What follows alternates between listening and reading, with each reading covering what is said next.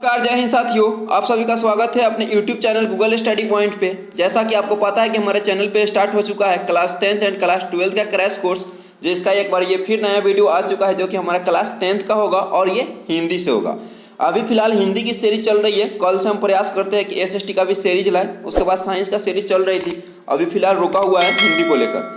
Start करते हैं अपने इस वीडियो को, जिसका फर्स्ट क्वेश्चन देखते हैं। उससे पहले आपको बताएं कि अगर आप हमारे चैनल पर नए हैं तो चैनल को सब्सक्राइब एंड बेल आइकन को क्लिक कीजिएगा, ताकि हमारे और भी वीडियो आपको समय टू समय मिले एंड आप अपने एग्जाम को एक बेहतर तैयारी दें। चलिए स्टार्ट करते हैं अपने वीडियो को। जैसा कि यहाँ पे चैप्टर हमारा 20 के दांत, इससे पहले इसका पार्ट 1 आ चुका है, यह हमारा पार्ट 2 होगा, जो कि हमारा क्वेश्चन है फर्स्ट 21 नंबर। इससे पहले हमने 20 के दांत से 20 क्वेश्चन यानी 20 क्वेश्चन दे दिए, जो कि 1 to 20। अगर आप उस वीडियो को नहीं देखे तो उस वीडियो को भी देख लीजिएगा, जिसका लिंक आपको इस वीडियो के डिस्क्रिप्शन में दे दिया जाएगा। चलिए स्टार्ट करते हैं अपने क्वेश्चन को, जिसका फर्स्ट क्वेश्चन हमारा कि 20 के दांत पाठ की विद्या है। अर्थात आपको बताना है कि 20 के दांत क्या है। 20 के दांत पाठ की विद्या है, जिसका ऑप्शन ए है निबंध है, बी है व्यक्ति चित्र, सी है कविता है और डी है कहानी है। तो देखिए जो 20 के दांत जो हमारा चैप्टर है वो हमारा एक कहानी है। जैसा कि आप पढ़े होंगे तो आपको पता भी होगा 20 के दांत क्या है, एक कहानी है। अर्थात ऑप्शन नंबर हमारे यहाँ पे डी सही होगा। देखेंगे अगले प्रश्न को, जो कि हमारा 22 नंबर है कि सेन साहब की कार की कीमत है। सेन साहब की कार की कीमत है, जिसका ऑप्शन ए है 7,500, बी है 8,500, सी है 9,500 और डी है 7.5 लाख। तो देखिए सेन साहब की जो कार की कीमत है वो हमारा 7,500 है। अर्थात ऑप्शन नंबर यहाँ पे ए हमारा सही होगा। सेन साहब की कार की कीमत कितनी है, वो 7,500 है। देखते हैं अगले प्रश्न को, जो कि हमारा 23 नंबर है कि नलिन बिलोचन शर्मा का जन्म कब हुआ था। नलिन बिलोचन शर्मा का जन्म कब हुआ था, जिसका ऑप्शन ए है 14 जनवरी 1915 को, बी है 18 फरवरी 1916 को, सी है 22 मार्च 1917 को और डी है 24 अप्रैल 1918 को। तो देखिए जो हमारे नलिन बिलोचन शर्मा जी का जो जन्म हुआ था वो 18 फरवरी 1916 को हुआ था। कब हुआ था, 18 फरवरी 1916 को। अर्थात यहाँ पे ऑप्शन नंबर हमारा बी सही होगा। देखेंगे अगले प्रश्न को, जो कि हमारा 24 नंबर है कि नलिन बिलोचन शर्मा का जन्म कहाँ हुआ था। नलिन बिलोचन शर्मा का जन्म कहाँ हुआ था, जिसका ऑप्शन ए है गांधी घाट पटना, बी है कृष्णा घाट पटना, सी है बौर घाट पटना और डी है रानी घाट पटना। अब आपको बताना है कि नलिन बिलोचन शर्मा का जन्म कहाँ हुआ था, जिसका ऑप्शन नंबर सी है बौर घाट पटना। यही हमारे क्या हुआ था, नलिन बिलोचन शर्मा जी का जन्म हुआ था, कहाँ हुआ था, बौर घाट पटना। अर्थात ऑप्शन नंबर यहाँ पे सी हमारा सही होगा। देखेंगे अगले प्रश्न को, जो कि हमारा 25 है कि नलिन बिलोचन शर्मा के पिता का नाम क्या था। नलिन बिलोचन शर्मा के पिता का नाम क्या था, जिसका ऑप्शन ए है पंडित रामावतार शर्मा, यह है ऑप्शन पंडित रामावतार शर्मा। ऑप्शन बी है पंडित कृष्णावतार शर्मा, सी है पंडित मृत्युंजय शर्मा और डी है पंडित दशावतार शर्मा। अब आपको यहाँ पे बताना है कि नलिन बिलोचन शर्मा का क्या, नलिन बिलोचन शर्मा जी के पिता का नाम क्या था। तो ऑप्शन ए देखिए वो क्या, हमारा पंडित रामावतार शर्मा। यही हमारे नलिन बिलोचन शर्मा जी के पिता का नाम क्या है, पंडित रामा अवतार शर्मा। अर्थात ऑप्शन नंबर यहाँ पे ए हमारा सही होगा। देखेंगे अगले प्रश्न को, जो जैसे कि आपको पता है कि आपके एग्जाम में क्या हुआ, 50% ऑब्जेक्टिव क्वेश्चन आ रहे हैं। क्या है, 50% ऑब्जेक्टिव क्वेश्चन आ रहे हैं। इस दृष्टिकोण से आपको ऑब्जेक्टिव की तैयारी बहुत ही अच्छे ढंग से कर लेनी चाहिए। क्या, क्योंकि सब्जेक्टिव में कहीं ना कहीं आप कुछ क्लास में सुने भी होइएगा तो उसको कहानी को आप जोड़ जोड़ के लिख सकते हैं, लेकिन ऑब्जेक्टिव में क्या होगा, वो आपको दिक्कत हो जाएगा। ऑब्जेक्टिव में आपको कुछ भी आप अपना से खुद से नहीं बना सकते, इसलिए ऑब्जेक्टिव की तैयारी एक अच्छे ढंग से कीजिए और एक बेहतर तरीके से कीजिए। देखते हैं अपने अगले 26 नंबर क्वेश्चन को कि नलिन बिलोचन शर्मा के माताजी का नाम क्या था।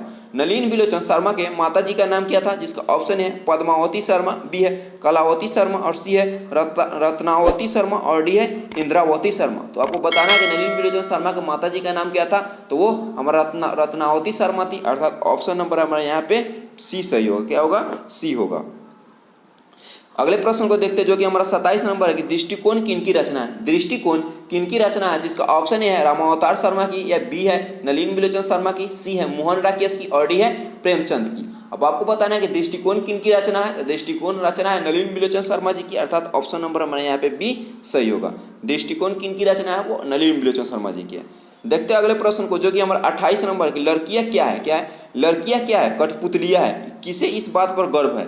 लड़कियां क्या है, कठपुतलियां है, किसे इस बात पर गर्व है, जिसका ऑप्शन ए है भाई बहन को, बी है चाचा चाची को, सी है मामा मामी को और डी है माता पिता को। तो देखिए लड़कियां क्या है, कठपुतलियां है, इस बात पर किसको गर्व है, तो माता पिता को है। अर्थात ऑप्शन नंबर हमारे यहाँ पे डी सही होगा। नेक्स्ट प्रश्न को देखते हैं, जो कि हमारा है 29 नंबर की मोटर कार को किससे खतरा हो सकता था। मोटर कार को किससे खतरा हो सकता था, जिसका ऑप्शन है कासू से, बी है मदन से और सी है खोका से और डी है इंजीनियर से। डी में हमारा इंजीनियर से है। अब आपको बताना है कि मोटर कार को किससे खतरा हो सकता था, जिसका ऑप्शन नंबर सी देखिए खोखा है, अर्थात यही हमारा आंसर होगा। मोटर कार को किससे खतरा हो सकता था, वो खोखा से, अर्थात ऑप्शन नंबर यहाँ पे सी सही होगा। अगले प्रश्न को देखते हैं जो कि हमारा 30 नंबर है कि सेन साहब की आंखों का तारा है। सेन साहब की आंखों की तारा है कौन है, जिसका ऑप्शन है कार, बी है खोखा, सी है खोखी और डी है उपयुक्त सभी। तो देखिए सेन साहब की आंखों का तारा वो खोखा है, अर्थात ऑप्शन नंबर हमारे यहाँ पे बी सही होगा। अगले प्रश्न को देखते हैं जो कि हमारा 31 नंबर है कि खोखा के दांत किसने तोड़े।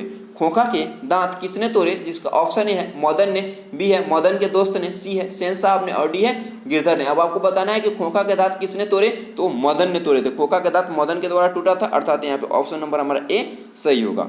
देखते हैं अगले प्रश्न को जो कि हमारा 32 नंबर है कि महल और झोपड़ी वालों की लड़ाई में, क्या है, महल और झोपड़ी वालों की लड़ाई में अक्सर महल वाले जीतते हैं, पर उसी हालत में जब दूसरे झोपड़ी वाले उनकी मदद अपने ही खिलाफ करते हैं, किस पाठ की पंक्ति है। अब ये जो हमारा पंक्ति है वो आपको बताना है कि वो किस पाठ की पंक्ति है, जिसका ऑप्शन है हमारा बहादुर, बी है शिक्षा और संस्कृति, सी है मछली और डी है विष के दाम। तो महल और झोपड़ी वाले बहुत ही मोस्ट इंपोर्टेंट पॉइंट है यहाँ पे, बहुत ही पढ़ने लायक है कि महल और झोपड़ी वालों की लड़ाई में अक्सर महल वाले ही जीतते हैं। ये बात सही है कि महल और झोपड़ी वालों की लड़ाई में अक्सर महल वाले ही जीतते हैं, पर उसी हालत में जब दूसरे झोपड़ी वाले उनकी मदद अपने ही खिलाफ करते हैं। यह किस पाठ की पंक्ति है, जिसका ऑप्शन है बहादुर, बी है शिक्षा और संस्कृति, सी है मछली और डी है विष के दांत। तो ये जो हमारा वर्ड सेंटेंस लिया गया वो हमारा विष के दांत की है, अर्थात ऑप्शन नंबर हमारा यहाँ पे डी सही होगा।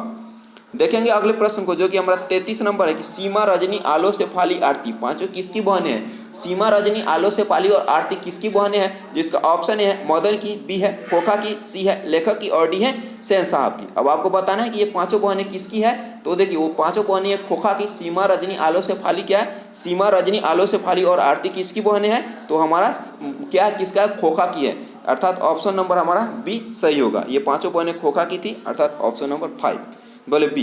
यहाँ पे देखते हैं अगले प्रश्न को जो कि हमारा मेघदूत नामक पुस्तक का अनुवाद मैक्स मूलर ने किस भाषा में किया।